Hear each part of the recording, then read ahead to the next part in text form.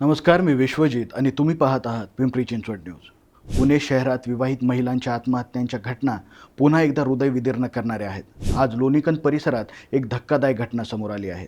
अवघ्या 8 महिन्यांच्या लग्नानंतर एका तरुणीनं सासरच्या छळास कंटाळून गळफास घेऊन जीवन संपवलं. मृत तरुणीचं नाव वैष्णवी जामकर, वय 22 असं आहे.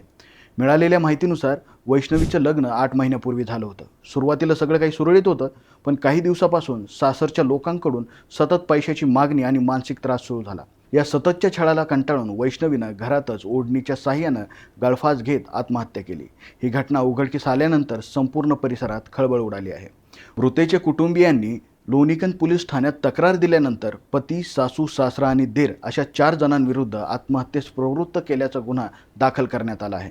पोलिसांनी घटनास्थळी पाहणी, फॉरेन्सिक तपासणी केली असून आत्महत्येमागील नेमकं कारण शोधण्यासाठी तपास सुरू आहे. पुण्यात अशा प्रकारच्या घटनांमध्ये वाढ होत असल्यानं महिलांच्या सुरक्षेबाबत हुंडा प्रथा आणि घरगुती हिंसाचाराविरुद्ध पुन्हा एकदा मोठा प्रश्न उपस्थित झाला आहे.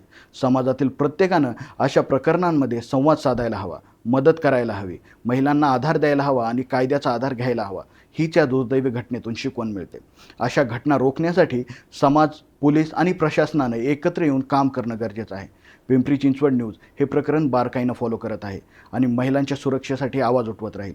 जर तुम्हाला किंवा तुमच्या ओळखीच्या कोणालाही असा त्रास होत असेल तर कृपया मदत घ्या. हेल्पलाईन क्रमांक 1091 किंवा 100. अधिक अपडेटसाठी आमच्या सोशल मीडियाला फॉलो करा.